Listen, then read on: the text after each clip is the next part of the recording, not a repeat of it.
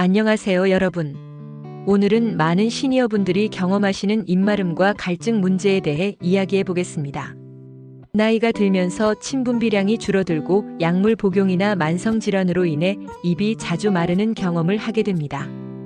이런 증상이 지속되면 음식을 삼키기 어려워지고 소화에도 문제가 생길 수 있습니다. 하지만 걱정하지 마세요. 오늘 소개해드릴 우리 전통 음식들과 올바른 식습관으로 이런 불편함을 크게 개선할 수 있습니다. 20분 동안 집중해서 들어보시면 여러분의 일상이 한결 편해질 것입니다. 먼저 입마름이 왜 생기는지 알아보겠습니다. 의학적으로 구강건조증이라고 불리는 이 증상은 여러 원인이 있습니다. 가장 큰 원인은 나이가 들면서 침샘의 기능이 저하되는 것입니다. 또한 고혈압약, 당뇨약, 항우울제 등 많은 약물들이 부작용으로 침 분비를 줄입니다. 당뇨병, 고혈압, 신장질환 같은 만성질환도 구강건조를 유발합니다. 특히 당뇨병 환자의 경우 혈당이 높아지면 몸에서 수분을 빼앗아가면서 갈증이 심해집니다. 입마름의 주요 증상을 살펴보면 끈적끈적한 침이 나오거나 아예 침이 부족해집니다. 음식을 삼키기 어려워지고 말할 때도 불편함을 느낍니다. 심한 경우 혀가 갈라지거나 입냄새가 심해지기도 합니다. 이런 증상들은 단순히 불편한 것을 넘어서 영양 섭취를 방해하고 삶의 질을 떨어뜨립니다. 하지만 적절한 음식 선택과 식습관 개선으로 충분히 관리할 수 있습니다. 이제 입마름 완화에 도움이 되는 우리 전통 음식들을 소개하겠습니다. 먼저 수분 공급에 가장 효과적인 전통 음료들부터 살펴보겠습니다. 보리차는 시니어분들에게 최고의 음료입니다. 카페인이 없어 언제든 마실 수 있고 보리의 식이섬유가 소화를 돕습니다. 하루 종일 따뜻하게 우려서 조금씩 자주 마시면 입안이 촉촉해집니다. 둥글레차도 훌륭한 선택입니다. 둥글레는 폐를 윤택하게 하고 진액을 보충해주는 효과가 있어 구강건조에 특히 좋습니다. 은은한 단맛이 있어 마시기도 편합니다. 매실차는 침 분비를 자극하는 대표적인 음료입니다. 매실의 신맛이 침샘을 자극해서 자연스럽게 침이 나오게 합니다. 다만 너무 진하게 우리면 자극적일 수 있으니 적당히 희석해서 드세요.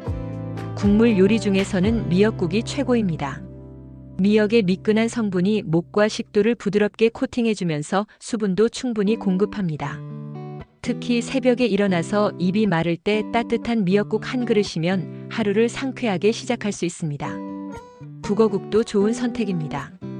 북어의 담백한 맛이 부담스럽지 않으면서도 양질의 단백질을 공급합니다. 국물을 넉넉히 끓여서 하루 종일 조금씩 드시면 됩니다. 이번에는 자연스럽게 침 분비를 늘려주는 한국 음식들을 알아보겠습니다. 오이 냉국은 여름철 특히 좋습니다. 오이의 시원한 맛과 식초의 신맛이 침샘을 자극하면서 수분도 공급합니다. 오이를 얇게 썰어서 가볍게 소금에 절인 후 찬물에 식초 한 스푼을 넣고 우린 국물에 담가 드세요. 냉면도 침 분비에 도움이 됩니다. 특히 물냉면의 시원하고 새콤한 국물이 입맛을 돋우면서 침이 나오게 합니다. 면은 부드럽게 익혀서 목 넘김을 좋게 하고 국물을 충분히 마시는 것이 중요합니다. 김치는 적당량 섭취하면 침 분비에 매우 좋습니다. 김치에 발효된 신맛과 약간의 매운맛이 침샘을 자극합니다. 다만 너무 맵거나 짜면 오히려 입안을 자극할 수 있으니 잘 익은 김치를 물에 살짝 헹궈서 드시거나 김치 국물을 희석해서 마시는 것도 좋은 방법입니다. 생강차나 유자차처럼 약간의 자극이 있는 차류도 효과적입니다. 생강의 알싸한 맛이나 유자의 상큼한 맛이 침 분비를 촉진합니다. 너무 진하게 우리지 말고 따뜻하게 해서 천천히 마셔보세요. 입이 마른 상태에서는 음식의 질감이 매우 중요합니다. 부드럽고 촉촉한 음식들을 추천해드리겠습니다. 죽류는 입마름이 있는 시니어분들의 최고의 음식입니다. 특히 전복죽은 전복의 끈적한 성분이 목구멍을 부드럽게 감싸주면서 영양도 풍부합니다. 죽을 끓일 때는 물을 넉넉히 넣고 오래 끓여서 쌀알이 완전히 퍼지도록 하세요. 닭죽도 훌륭합니다. 닭고기를 오래 삶아서 부드럽게 만든 후 쌀과 함께 끓이면 소화도 잘 되고 단백질도 충분히 섭취할 수 있습니다. 두부 요리들도 매우 적합합니다. 순두부찌개는 부드러운 순두부와 뜨거운 국물이 입안을 촉촉하게 만들어줍니다. 너무 맵지 않게 조리하는 것이 포인트입니다. 계란찜은 부드러운 질감으로 삼키기 편하면서 영양가도 높습니다. 계란을 풀 때 물이나 육수를 충분히 넣어서 부드럽게 쪄내세요. 새우젓 대신 소금으로 간을 맞추면 더 순합니다. 잣죽도 좋은 선택입니다. 잣을 곱게 갈아서 끓인 죽은 고소하면서도 부드럽고 잣의 기름기가 목구멍을 부드럽게 해줍니다. 짠 음식은 가장 주의해야 합니다. 젓갈류, 건어물, 라면 같은 음식들은 체내 수분을 빼앗아가서 갈증을 더 심하게 만듭니다. 카페인이 많은 음료도 피하세요. 커피, 홍차, 녹차를 너무 많이 마시면 이뇨작용으로 탈수가 일어날 수 있습니다. 알코올은 절대 피해야 합니다. 술은 심한 탈수를 일으키고 구강 건조를 악화시킵니다. 딱딱하고 거친 음식들, 예를 들어 과자, 견과류, 마른 빵 등은 입안을 더 건조하게 만들고 삼키기도 어렵습니다.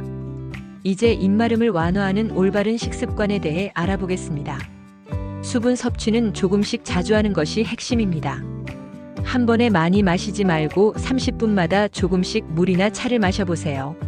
항상 손이 닿는 곳에 물컵을 두고 외출할 때도 물통을 챙기는 습관을 만드세요. 식사 중간에 물을 마시는 것도 좋은 방법입니다. 음식을 삼키기 어려울 때는 물이나 국물을 조금씩 마시면서 천천히 드세요. 급하게 먹으면 기도로 음식이 들어갈 위험도 있습니다. 식사 후 입안을 헹구는 습관도 중요합니다.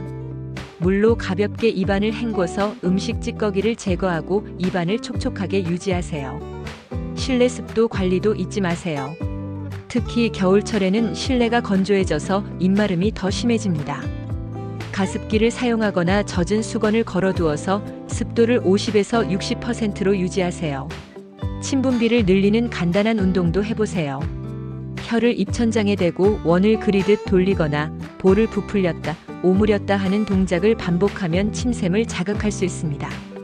하루 식단을 어떻게 구성하면 좋을지 구체적인 예시를 들어보겠습니다. 아침에는 따뜻한 보리차 한 잔으로 시작하세요. 그 다음 미역국과 부드럽게 지은 흰죽, 계란찜 정도가 적당합니다. 김치는 물에 헹궈서 조금만 드세요. 오전 간식으로는 둥글레차나 매실차를 마시면 좋습니다. 너무 달지 않게 조절해서 드세요. 점심에는 닭죽이나 전복죽 같은 영양죽을 드시거나 순두부찌개와 부드러운 밥을 함께 드세요. 국물은 충분히 마시고 밥은 국물에 말아서 드시면 더 편합니다. 오후 간식으로는 따뜻한 식혜나 수정과를 추천합니다. 전통 음료의 자연스러운 단맛이 입맛을 돋우면서 수분도 보충됩니다. 저녁에는 북어국과 부드럽게 조리한 나물, 두부조림 정도로 가볍게 드세요. 저녁에는 소화가 잘 되는 음식 위주로 선택하는 것이 좋습니다. 실전 팁을 몇 가지 더 알려드리겠습니다. 음식을 조리할 때는 기름을 적당히 사용하세요. 참기름이나 들기름을 조금 넣으면 목넘김이 훨씬 부드러워집니다. 양념은 자극적이지 않게 하세요. 마늘, 생강, 파 같은 향신료는 적당히 사용하고 고춧가루나 후추는 가능한 줄이세요. 온도도 중요합니다. 너무 뜨겁거나 차가운 음식보다는 미지근한 온도의 음식이 입안에 부담을 주지 않습니다. 약을 복용하시는 분들은 약 복용 시간을 고려해서 식사 시간을 조절하세요. 어떤 약들은 식후에 먹어야 부작용이 줄어듭니다. 오늘 소개해드린 음식들과 식습관을 꾸준히 실천하시면 입마름 증상이 많이 완화될 것입니다. 하지만 증상이 너무 심하거나 지속된다면 반드시 병원을 방문하세요. 당뇨병이나 다른 질환이 원인일 수 있기 때문입니다. 무엇보다 인내심을 가지고 꾸준히 실천하는 것이 중요합니다. 하루아침에 변화가 나타나지 않더라도 2에서 3주 정도 지속하시면 분명히 개선을 느끼실 수 있을 것입니다. 여러분의 건강한 식생활을 응원합니다. 감사합니다.